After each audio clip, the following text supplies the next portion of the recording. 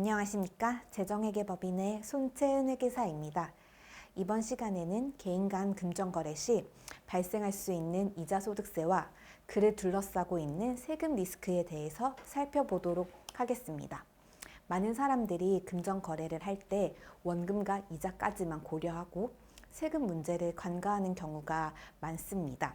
실제로 이자를 전혀 수취하지 못하고 심지어 원금조차 회수하지 못한 경우에도 이자 소득세를 납부해야 되는 억울한 상황이 종종 발생하곤 합니다. 이번 시간에는 왜 이런 일이 생기는지, 또 그를 예방하기 위해서는 어떻게 해야 하는지에 대해서 살펴보도록 하겠습니다. 오늘 준비한 강의 구성입니다. 먼저 이자소득세 개념과 신고하지 않았는데 과세관청이 어떻게 인지하는지와 실제 사례를 통해서 세무 리스크를 살펴보겠고, 마지막으로 해결 방안을 준비하였습니다. 개인 간 금전거래에 대한 이자소득세 개념을 살펴보겠습니다. 개인끼리 거래하더라도 이자를 수취하게 되면은 이는 소득세법상 과세 대상에 해당합니다.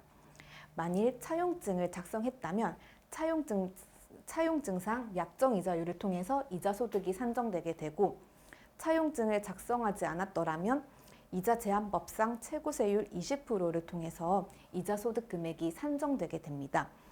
차용증을 작성하지 않았더라면 이 20%가 적용된다고 했는데, 이는 현재 대부업 최고이자율과 같은 세율입니다. 추가로 이자소득의 수입 시기를 살펴보겠습니다. 이자소득의 수입 시기는 약정에 의한 이자 지급일입니다. 실제로 내가 이자를 수취하지 못했더라도 이자를 받기로 한 약정일이 도래했다면 이자소득세 납부 의무가 발생하게 되는 조항입니다. 내가 현금을 전혀 수취하지 못해도 이자소득세를 납부하게 되는 이유가 이 조항 때문에 그렇게 되게 되는 것입니다. 그러면 거래 당사자들이 과세관청에 이 차용증과 관련된 사실을 신고하지 않았음에도 불구하고 과세관청은 어떻게 알고 과세통지서를 보내는 것일까요? 정답은 이 근저당 설정에 있습니다. 금전대여 시 근저당을 설정하게 되면은 채권자는 등록면허세를 납부해야 하게 됩니다. 그러면 과세관청은 등록면허세 납부 기록을 통하여 이 사인 간 금전 거래를 알 수 있게 되고, 이를 통해서 과세 재원을 포착할 수 있는 것입니다. 그래서 여러 건의 근저당을 설정하게 되면은 이 거액 자금 대여자로 인식되게 되어서 과세 대상으로 선정될 확률이 높아지게 됩니다. 여기서 이제 개인 간 근저당 설정을 하게 되면은 과세관청이 그 사실을 바로 알 수 있게 되고, 채권자별로 이 근저당 설정을 소팅할 수 있는 점을 유념해 주시면 좋을 것 같습니다. 실제 사례를 통해서 한번 리스크에 대해서 살펴보도록 하겠습니다. 이 채권자는 차용증을 작성하여서 1억 원을 2년 동안 이자율 10%로 대여해 주기로 계약을 했습니다. 그러나 대여 기간 동안 이자도 수취하지 못하였고 원금도 미수취하여서 이 사람은 당연히 소득 신고를 하지 않았을 것입니다. 그리고 만기 이후에 나의 채권을 확보하기 위해서 담보부동산에 대해서 경매 절차를 진행하였으나 선순위 채권자가 존재하여서 배당액은 0원으로 한 푼도 받지 못하는 억울한 상황이 발생하였습니다.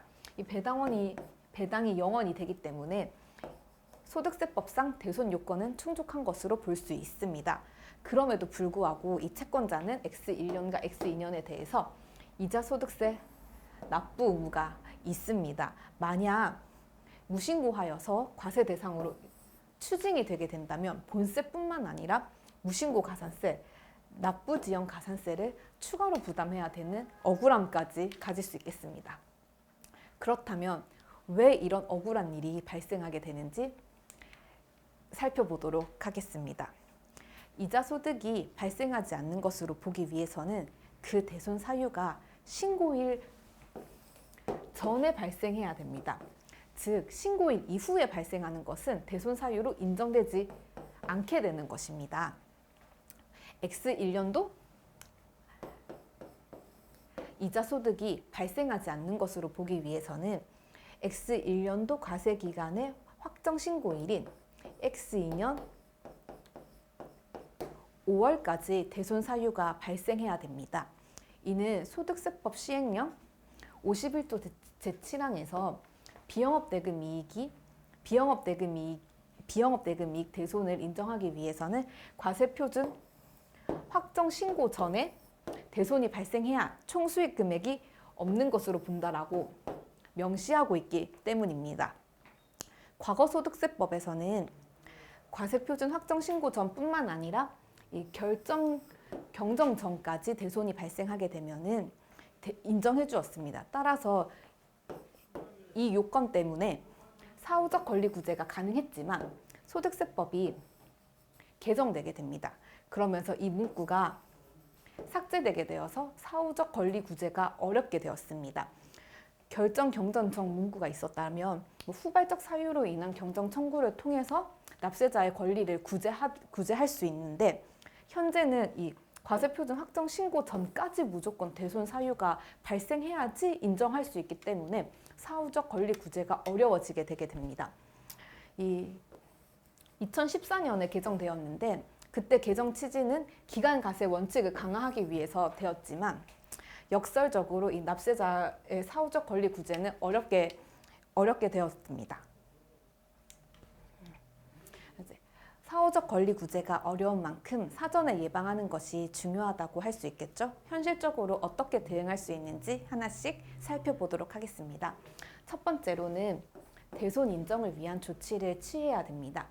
만일 채무자가 3개월 동안 이자가 연체되었을 때는 이는 채무자 재무 상황이 안 좋아졌다는 신호가 되게 됩니다. 이때 마냥 기다리기보다는 대손 인정을 받을 수 있도록 적극적인 조치를 취해야 할 필요가 있습니다.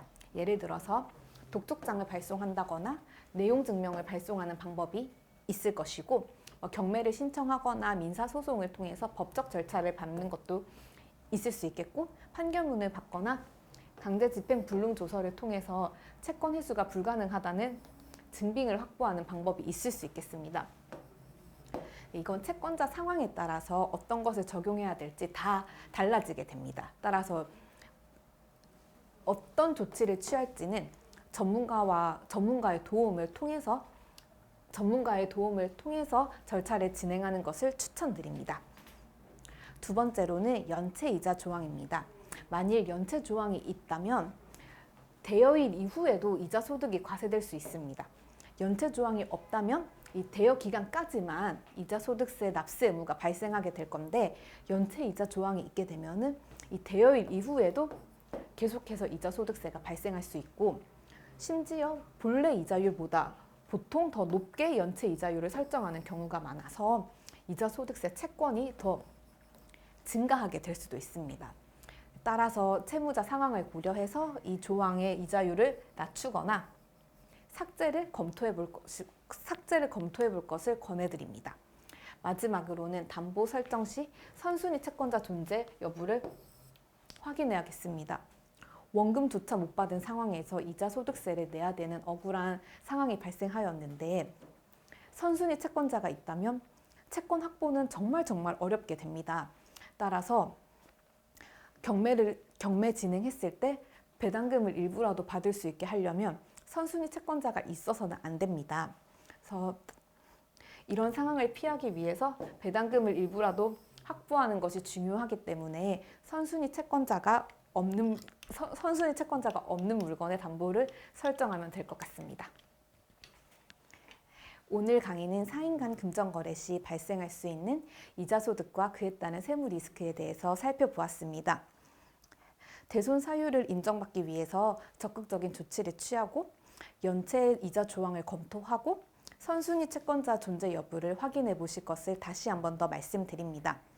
금전거래를 계획하고 있다면 오늘 강의에서 다룬 내용을 반드시 참고하시길 바라고, 이 강의 내용이 여러분들에게 실질적으로 도움이 되었으면 좋겠습니다.